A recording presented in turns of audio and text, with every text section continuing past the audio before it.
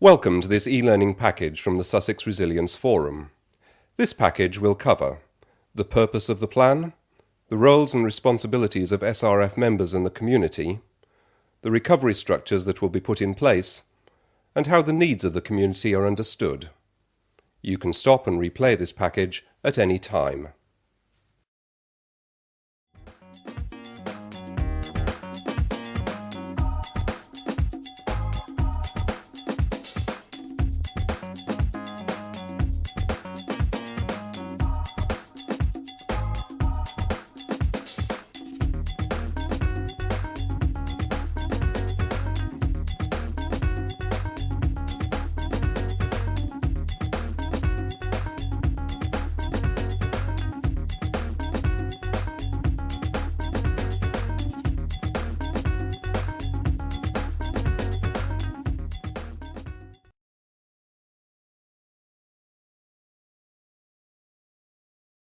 So, what is recovery?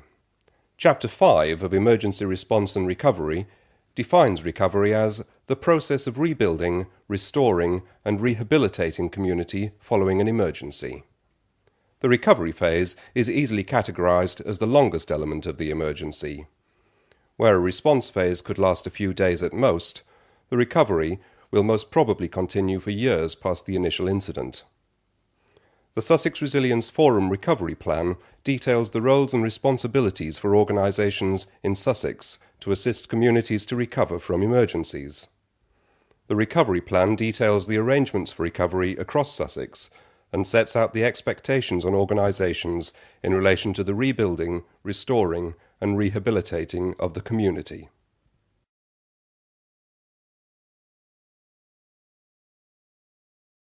In relation to an emergency incident, the response phase is led as per the Sussex Emergency Response and Recovery document by the Sussex Strategic Coordinating Group, usually chaired by Sussex Police. A standing agenda item on initial meeting of the SCG is the consideration of recovery and the activation of a recovery coordinating group. The SCG chair will usually delegate activation of recovery arrangements to the local authority representatives. The RCG chair is then appointed from the lead local authority to manage the recovery aspects of the incident through monitoring response progress and to see where this can aid recovery. Simultaneously, they will be putting in place structures to manage the recovery which are detailed later. The handover from the response phase to the recovery phase takes place when the chairs of both groups agree the response phase is complete. There is a formal document that details the handover arrangements. This you can find in the SRF Recovery Plan.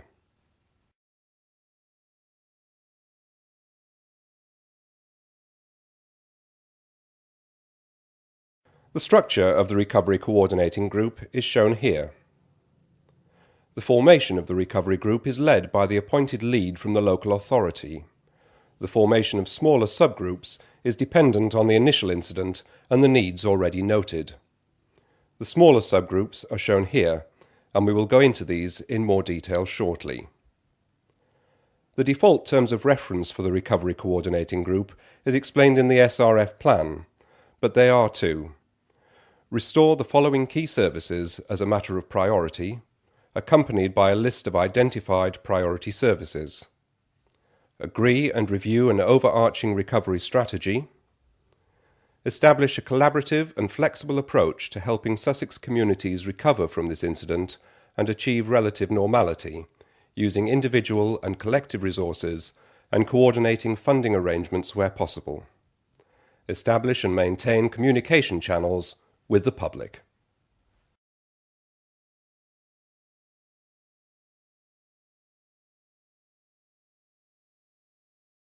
The role of the RCG chair is a key one. They appoint the deputy chair of the group, appoint or nominate the chairs for the subgroups where appropriate, and appoint the recovery coordinator.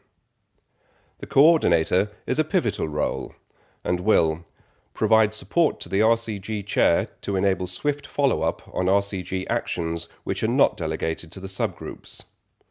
Ensure that the RCG structure is implemented.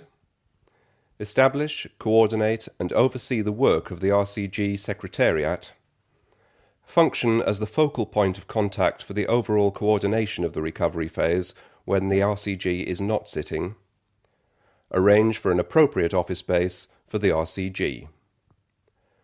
The RCG chair attends, whilst they are still sitting, the strategic coordinating group meetings to represent the needs of the recovery process at the SCG and ensure that decisions made, where appropriate, aid in the recovery of the community.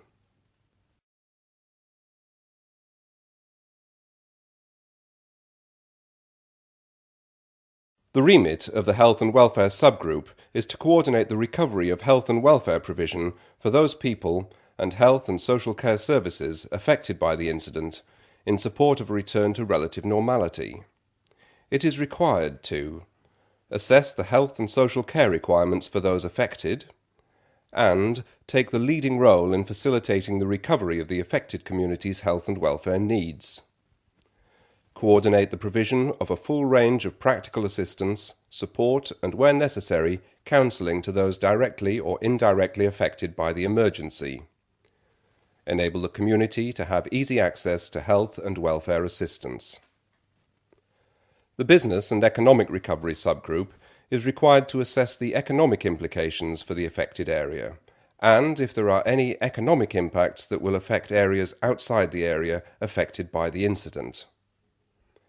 The group will develop an action plan that includes immediate economic support required and a longer-term strategic recovery plan that enables increased economic opportunities.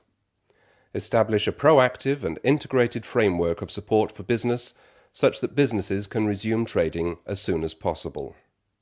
The Housing and Homelessness subgroup will give assistance and guidance to residents and vulnerable people affected. This may be provided through representation from housing departments at humanitarian assistance centres and enabling easy access to district council housing officers. The group will consider all aspects of housing and also address longer-term housing issues, including contamination and repair, the effects on existing communities from an influx of temporary residents, and the needs of those who may become homeless if their own emergency housing arrangements break down. In many major emergencies, there is an element of damage to structures and pollution or contamination of properties, watercourses and farmland. Before residents can return home, business returns to normality, or assessments on infrastructures can be commenced, it is vital that the RCG considers the environmental impacts in terms of determining the intensity and makeup of any pollution or contamination, and the impact it will have upon the environment and the people who live and work in the area. This is the remit of the Environmental Site Clearance Group. The Infrastructure subgroup has the responsibility to assess the scale of the damage to the infrastructure within the area affected by the incident, and to establish a multi-agency programme coordinated to ensure that the infrastructure recovery is carried out according to the priorities set by the RCG. The group need to consider the community aspects of the task and to ensure that information from the area of the incident which has directly affected the community is reported back to the RCG. The Community Recovery Committee, one of the subgroups of the Recovery Coordinating Group, reflects community priorities, feelings and initiatives, and assists in informing the wider community of East Sussex, West Sussex and Brighton and Hove of the progress of the recovery. This committee would also assist in the impact assessment of the affected community or communities. This means that the committee essentially brings all the elements of the community together to complete the picture of the impact. The committee has a unique role in the RCG as it is the focal point for all community concerns and is a non-executive interest group rather than an executive action group such as others. The default position of the SRF recovery plan is that the committee will be chaired by a local strategic partnership chair or a local authority director, or elected member with responsibility for communities from the area affected.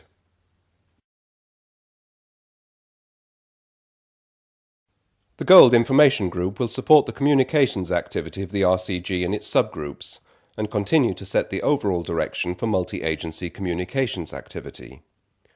Organisations involved in recovery will continue to provide a Gold Information representative.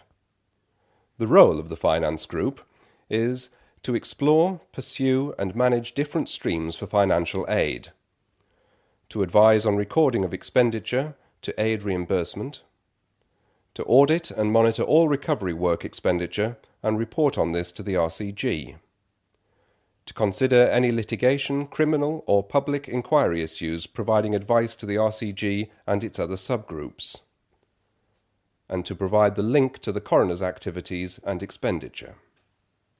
The Scientific and Technical Advisory Cell may well have been formed in the initial response stages of the emergency.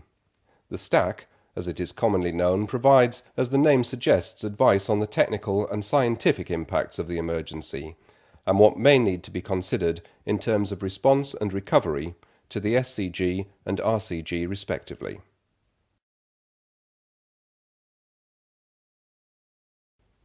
The requirement for agencies to support the recovery process is wide-ranging in comparison to an initial response phase.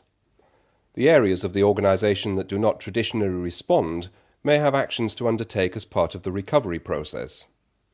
You should consider which roles would your organisation fulfil in the recovery phase, which resources would it provide, and which post holders would attend or perhaps chair subgroups. One such area would be finance.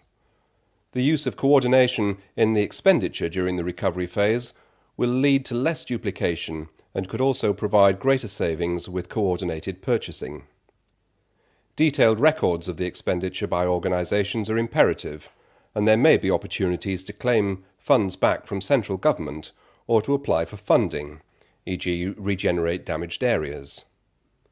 Do you know how recovery actions would be coordinated within your organisation whilst maintaining your business as usual activities?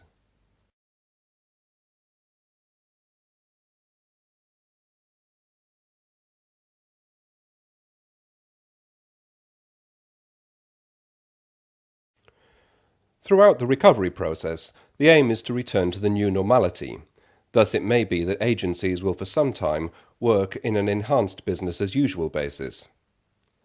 Throughout this time, the issues that the communities have experienced will lessen, but there will be recurring issues and anniversaries to come. The Sussex Recovery Plan detailed suggested agendas for the initial and potentially the subsequent meetings of the RCG and its subgroups.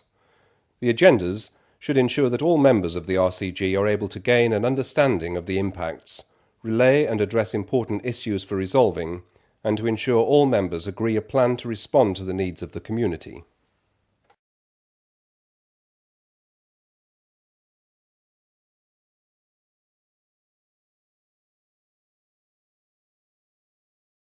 The Lewis floods of 2000 and the June floods of 2012 illustrated some of the challenges of recovering from a major emergency. In Lewis in 2000, the town was cut in half for 3 days by floodwaters. Around 600 homes and 200 businesses were flooded, and over 1,000 people were displaced. The main retail and commercial areas of the town flooded, key infrastructure was knocked out, extensive power cuts lasted for up to 6 days, and pollution by sewage, oil and other pollutants also occurred. There were large areas of farmland flooded in the Ouse Valley, and livestock was lost. In June 2012, over one Sunday night and into the following day, over 110 millimetres of rain fell. This equated to a maximum return period of 1 in 193 years in some areas.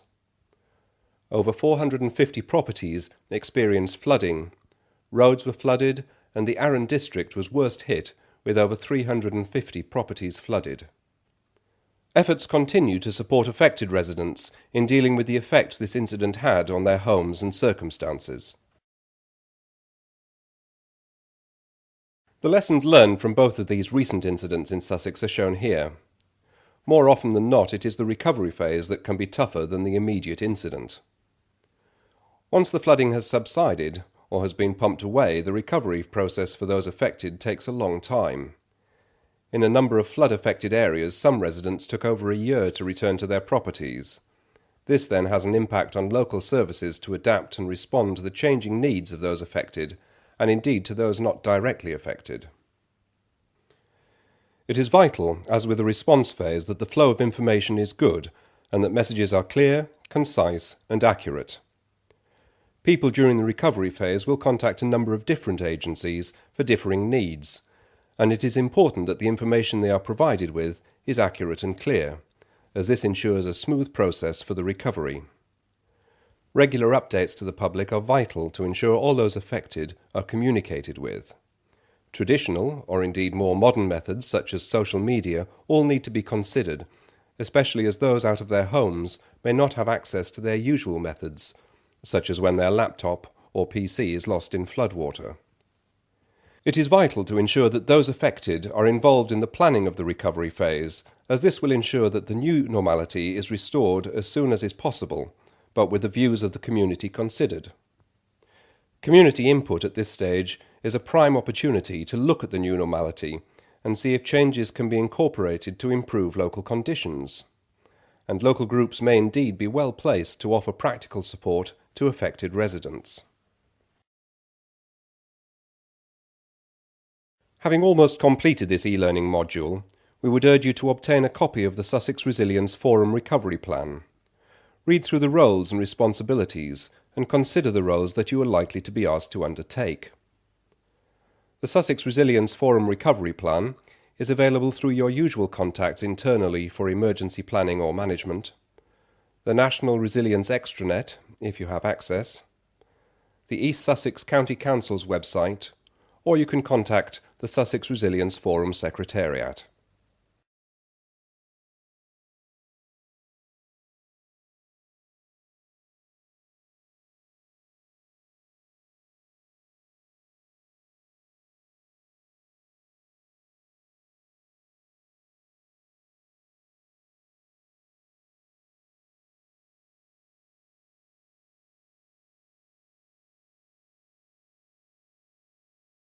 Thank you for watching. You can now close this presentation and undertake the quiz.